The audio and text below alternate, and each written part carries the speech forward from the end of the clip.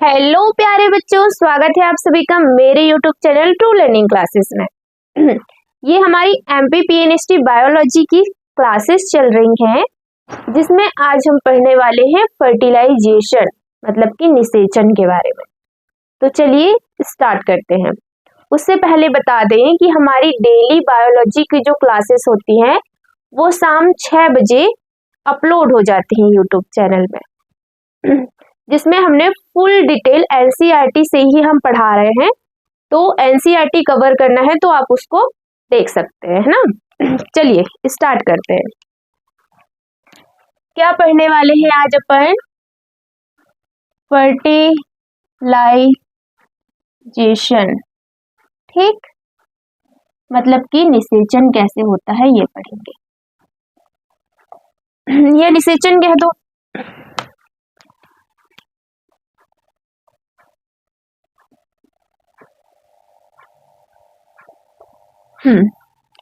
तो कल की क्लास में हमने देखा था कि ये है अपना ओवरी, है ना। तो ओवरी से यहाँ एक रिलीज होता है। तो ओवम ये जो रिलीज हुआ है वो क्या है? वो है सेकेंडरी oocyte। तो चलिए देखते हैं कैसे हमने बनाया। इस तरीके से ये थी अपनी क्या? Secondary oocyte। उसके आसपास थी जोना पेल्यूसिडा, फिर थी कोरोना रेडिएटा, ठीक, इस तरीके से था। और ये थी क्या? ग्रेनुलोसा सेल, ग्रेनुलोसा सेल थी।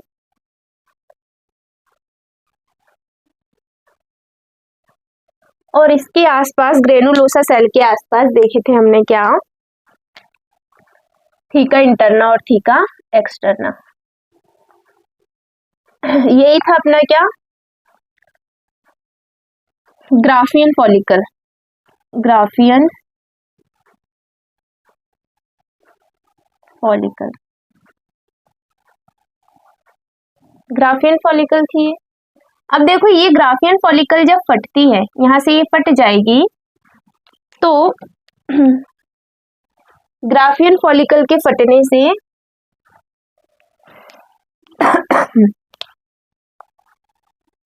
यहां से ये अंडाणु बाहर आ जाएगा। अंडाणु बाहर आया है तो क्या क्या लेके आया है? ये है क्या?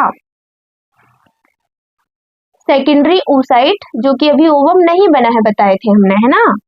और इसके आसपास इस तरीके से होती है कवरिंग, किसकी? विटलाइन मेम्ब्रेन की। विटलाइन मेम्ब्रेन के बाद विटलाइन स्पेस है ये वाला।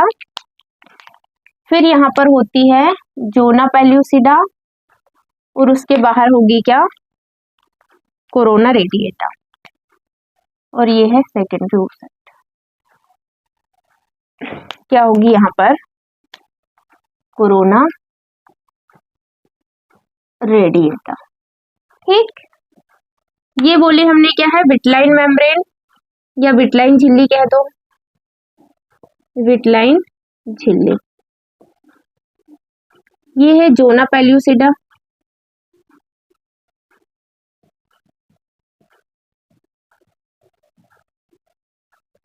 ये है कोरोना रेडिएटा,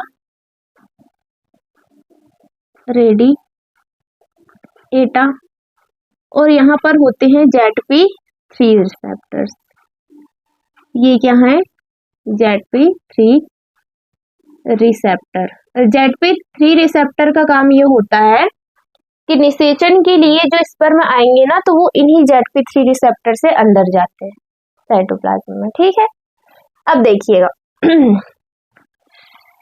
ये फीमेल का रिप्रोडक्टिव सिस्टम मतलब कि क्या बना लिया हमने? गर्भाशय। क्या बनाइए हमने? एक फीमेल का गर्भाशय। ये ओवरी होगी, ये ओवरी होगी, ओके। ये समझ में आया ना? ग्राफियन फॉलिकल फट जाती है तो वहां से सेकेंडरी oocyte बाहर निकलता है। ये है सेकेंडरी oocyte। है ना। ये है फैलोपियन नलिका, इधर भी होगी फैलोपियन नलिका इस तरीके से। फैलोपियन नलिका का ये वाला चौड़ा जो हिस्सा होता है इसको एम्प्यूलरी रीजन है, ये एम्प्यूला कह देते हैं इसको, एम्पुला। यहां से जब ओवम निकलता है ना, और ये क्या है अपना गर्भाशय। यहां से जब ओवम निकलता है तो ये है क्या, अंडाशय। यहां से जब ओवम निकलेगा तो ये फिम्बरी इसको कैप्चर करेगी, है ना। तो जब यहां से ओवम निकला तो ये फिम्बरी ने इसको कैप्चर किया। अब इसके अंदर से होते होते होते होते ओवम कहाँ पहुंच जाएगा, एम्प्यूला रीजन में। कैसे पहुंचेगा, तो यहाँ पर होते हैं सीलिया, जो है सीलिएटेड कॉलमनल एपिथेलियम होते हैं ना ये सीलिया, तो यहाँ पर होते हैं क्या, सीलिया। इन सीलिया की गति के कारण ये कहाँ पहुंच जाते हैं, एम्प्यूला रीजन में, है ना। तो ये जो ओवम है अपना वो कहाँ पहुंच गया, वो पहुंच गया एम्प्यूला में। ठीक, हमने क्या बताया था, जो ऐसा लग रहा है छींक आएगी नहीं आई, ये ओवम जो है वो यहाँ पहुंच गया। ऑफ कोर्स इसके पास जोना पेल्यूसिडा, कोरोना रेडिएटा सब है। ये है जोना पेल्यूसिडा, होगी कोरोना रेडिएटा, पूरा ये वाला जो है वो कहाँ पहुंच जाता है, एम्प्यूला में। ठीक, अब देखिए जो सीलिया है वो इस तरीके से मूवमेंट करते हैं, उनकी सहायता से कहाँ पहुंच गया है, ये एम्प्यूला में। ओके, जो एग है वो मतलब कितने घंटे तक रह सकता है, एज लिमिट कितनी उसकी, 24, है ना, 24 घंटे रह सकता है वो। तो आप खुद सोचिए, 24 घंटे एग रह सकता है और 48 घंटे कौन रह सकते हैं, स्पर्म। तो हो सकता है कि स्पर्म पहले से यहाँ वेट करते हो और ओवुलेशन बाद में हुआ, इन 48 घंटे के अंदर ओवुलेशन हुआ हो, तब भी निषेचन हो जाएगा। या इन 24 घंटे के बीच में कभी भी जो स्पर्म है वो कहाँ आए हो, इस फैलोपियन ट्यूब मतलब एम्प्यूला वाले भाग में आए हो, तब भी निषेचन हो सकता है। ठीक, अपन ने कल क्या पढ़े थे, आर्तव चक्र पढ़े थे, जिसमें हमने आपको ये बताया था कि आर्तव चक्र के मध्य में 14वें दिन ओवुलेशन होता है। तो ये 14वें दिन ओवुलेशन हुआ है ना।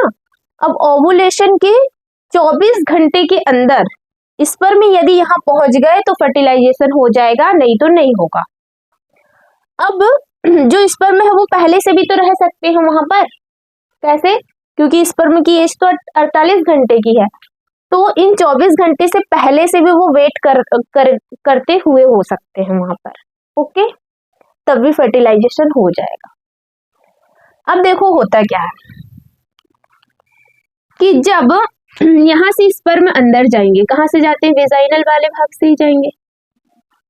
तो एक बार इजैकुलेशन में मतलब स्खलन में, एक बार स्खलन में 200 से 300 करोड़ देखे थे अपन ने स्पर्म का इजैकुलेशन होता है ना। अब देखो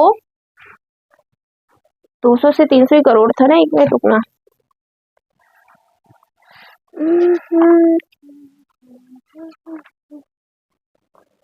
बीस से 30 करोड़, 200 से 300 मिलियन,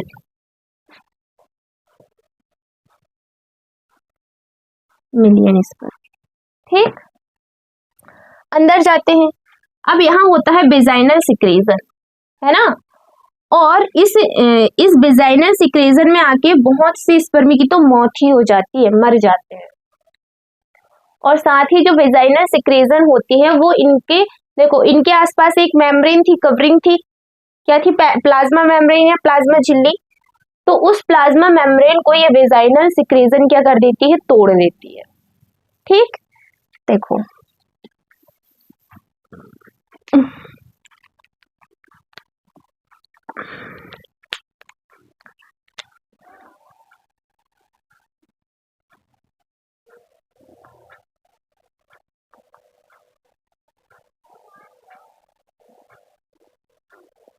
ये है अपना प्यारा सा सुंदर सा स्पर्म।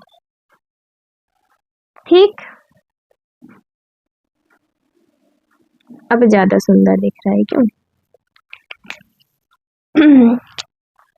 इसके आसपास कवरिंग है, ये जो हरे रंग से हम बना रहे हैं वो है प्लाज्मा झिल्ली या प्लाज्मा मेम्ब्रेन की।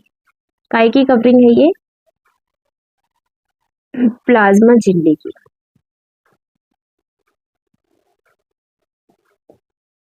ठीक, और ये वाला जो भाग है जो सबसे सामने है, जिसके अंदर एंजाइम्स होते हैं, क्या है ये? एक्रोसोम। एक्रोसोम है ये।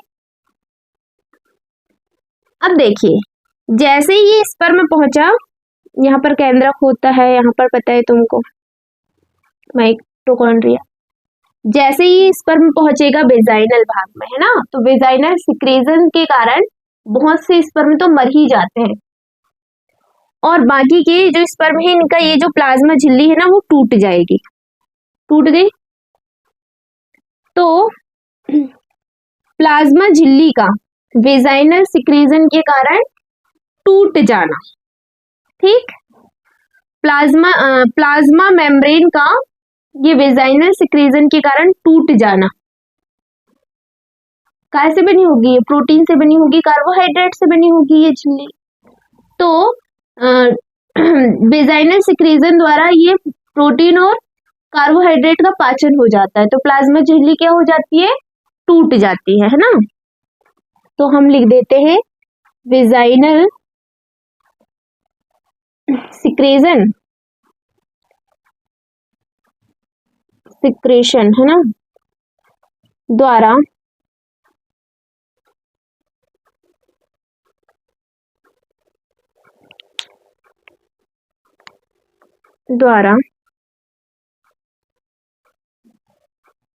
प्लाज्मा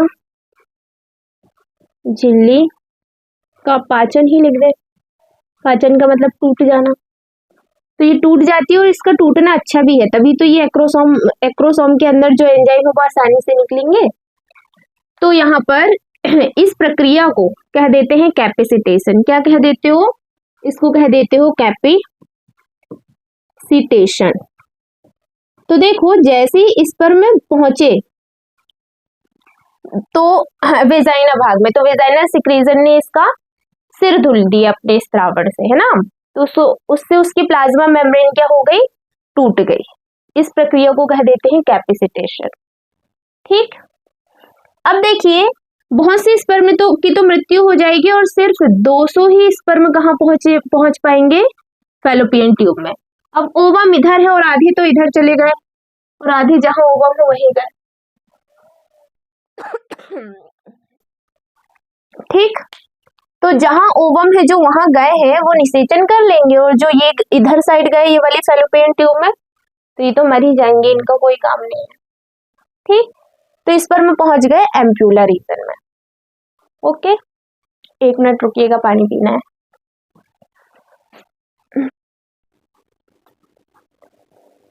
अब देखिए, जो स्पर्म यहाँ अंडाणु तक पहुंचे हैं, तो 1 2 3 नहीं पहुंचे, बहुत सारे स्पर्म पहुंचे हैं।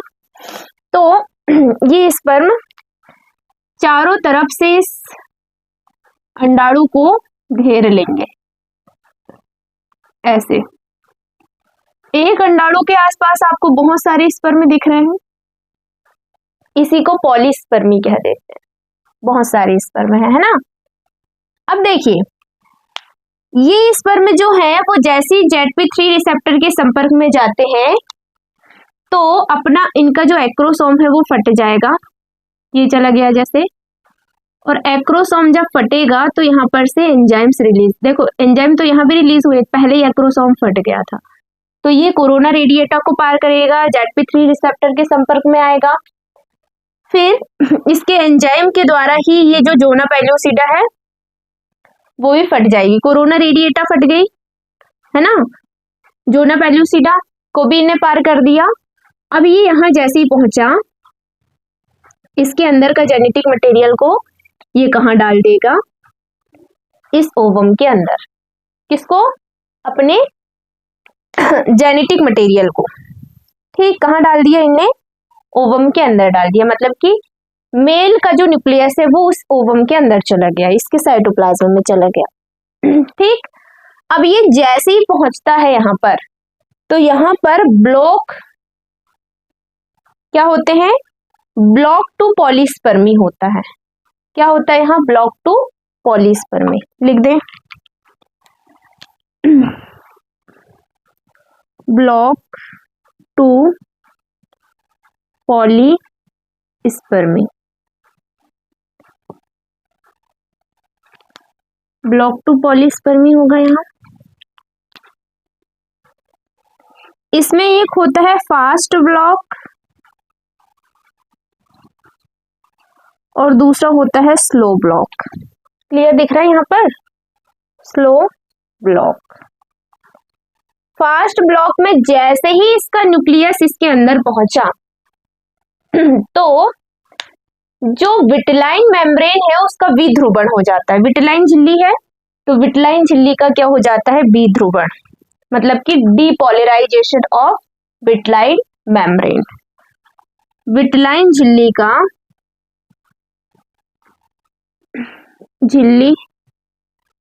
का विध्रुवण मतलब डीपोलराइज हो जाती है वो, है ना, विध्रुवण हो जाता है। मतलब अब इस विटलाइन मेम्ब्रेन को कोई भी पार नहीं कर पाएगा। ये विटलाइन मेम्ब्रेन है, इसको अब और दूसरा इस पर में पार नहीं कर पाएगा। ये होता है फास्ट ब्लॉक। क्या होता है ये? Fast block. स्लो ब्लॉक में क्या होता है कि जो ZP3 रिसेप्टर होते हैं ये नष्ट हो जाते हैं, है ना। यहाँ क्या होता है? ZP3 रिसेप्टर का डिस्ट्रक्शन हो जाता है। ZP3 रिसेप्टर नष्ट हो जाते हैं, जिससे जोना पेल्यूसिडा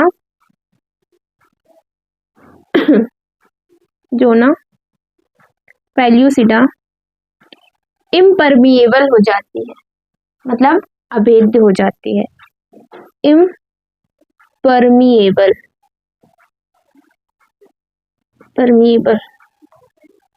हो जाती है। क्या हुआ यहाँ पर? फास्ट ब्लॉक में ये हुआ कि विटलाइन मेम्ब्रेन क्या हो गई? में विध्रुवण हो गया, डीपोलराइज हो गई, है ना। और स्लो ब्लॉक में क्या हुआ कि स्लो ब्लॉक में भाई ये जो ZP3 रिसेप्टर है ना वो कैसे हो गए? नष्ट हो गए। अब ZP3 रिसेप्टर जब नष्ट हो जाएंगे तो वहां कोई स्पर्म अंदर जा ही नहीं पाएगा, और ये जो जोना पेल्यूसिडा होती है वो भी कैसी हो जाती है? इम्परमिएबल हो जाती है ना। अब देखो इस तरीके से अब दूसरा स्पर्म तो ओवम के अंदर नहीं जा पाएगा। ठीक, अब क्या होगा देखना। अब यहां पर क्या था? पहले सेकेंडरी oocyte था, ये सेकेंडरी oocyte। सेकेंडरी oocyte जो है उसमें अब कौन सा विभाजन हो जाएगा? अर्धसूत्री विभाजन सेकेंड। जैसे ही यहाँ पर मेल गैमेट का न्यूक्लियस पहुंचा तो यहाँ पर एक बनेगी सेल जिसको कह दोगे सेकेंड पोलर बॉडी, और दूसरी बनेगी अपनी फीमेल वाला भाग, है ना। क्या कह दोगे इसको? फीमेल प्रोन्यूक्लियस कह देते हैं ना। जो अगला बनेगा इसको कह देते हैं फीमेल प्रोन्यूक्लियस। तो ये वाली जो है वो तो एक टाइम बाद नष्ट हो जाएगी, तो नष्ट हो गई, और ये क्या है? अपना फीमेल प्रोन्यूक्लियस है। ठीक, अब फीमेल प्रोन्यूक्लियस और ये अपना मेल गैमेट दोनों का आपस में संलयन हो जाएगा, और इनके आपस में संलयन होने से जायगोट का निर्माण हो जाएगा। ठीक, मतलब युग्मनज का निर्माण हो जाएगा। तो इस तरीके से अपना फर्टिलाइजेशन हो गया क्या? कंप्लीट। अब एनसीईआरटी रीड कर देते हैं।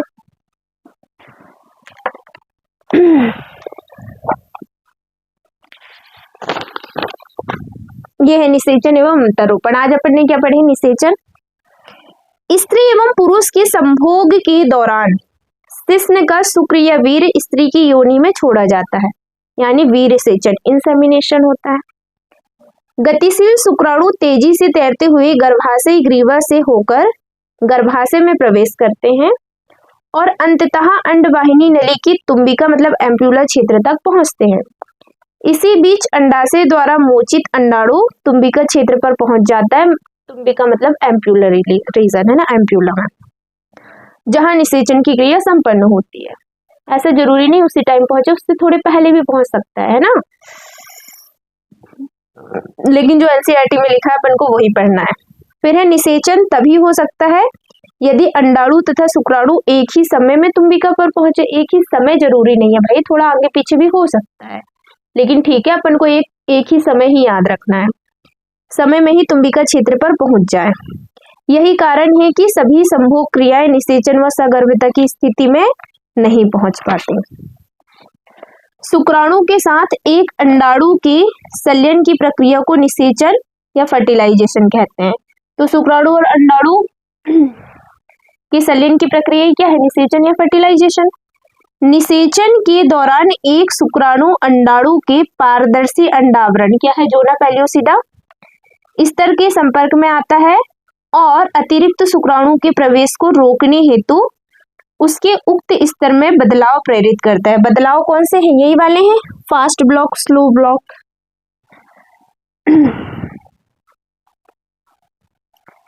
इस प्रकार यह सुनिश्चित हो जाता है कि एक अंडाणु को केवल एक ही शुक्राणु निषेचित कर सकता है। अग्रपिंडक का स्त्रावण शुक्राणु की पारदर्शी, अग्रपिंडक मतलब क्या, एक्रोसोम। अग्रपिंडक का स्त्रावण शुक्राणु की पारदर्शी अंडावरण के माध्यम से अंडाणु की कोशिका द्रव मतलब साइटोप्लाज्म तथा प्लाज्मा भित्ति में प्रवेश करने में मदद करता है। ठीक, यह द्वितीयक अंडक के अर्धसूत्री विभाजन को प्रेरित करता है। अब क्या होगा, जैसे ये अंदर जाएगा इसका स्पर्म का न्यूक्लियस, तो वैसे ही क्या होगा कि द्वितीयक अंडक में अर्धसूत्री विभाजन सेकेंड कंप्लीट हो जाएगा। अर्धसूत्री विभाजन को प्रेरित करता है। दूसरा अर्धसूत्री विभाजन भी असमान होता है। असमान कैसे होगा कि एक बनेगी सेकेंड पोलर बॉडी और दूसरा बन जाएगा ओवम और इसके फलस्वरूप द्वितीय ध्रुवीय पिंड सेकेंडरी पोलर बॉडी की रचना होती है और एक अगुणित अंडाणु डिम्बाणु पुरुष मतलब कि ओइटिड कह दो, जिसको अपन ने कहे हैं फीमेल प्रोन्यूक्लियस, शीघ्र ही शुक्राणु अंडाणु के अगुणित केंद्रक के साथ संलयन या फ्यूज हो जाता है, जिससे कि द्विगुणित युग्मनज मतलब कि जायगोट की रचना होती है। एक युग्मनज में कितने गुणसूत्र होंगे, तो देखो ओवम में 23 क्रोमोसोम, स्पर्म में 23 क्रोमोसोम, टोटल कितने हो गए 46 क्रोमोसोम। तो एक युग्मनज मतलब जायगोट में कितने क्रोमोसोम होते हैं 46। ठीक, आज के लिए हम इतना ही पढ़ते हैं। अब मिलते हैं अपन अब अगली क्लास में, क्योंकि टाइम बहुत ज्यादा हो गया है, इसलिए आज की क्लास बस इतनी। नेक्स्ट क्लास में अपन क्या पढ़ेंगे, अपन अगली क्लास में पढ़ेंगे इम्प्लांटेशन या अंतररोपण। Okay, thanks for watching. हाँ, जाने से पहले वीडियो को लाइक कर दो, चैनल को सब्सक्राइब कर दो और कमेंट में बता देना कि समझ में आया है या नहीं, जैसे हम अगली क्लास में इसको दोहरा देंगे। ओके।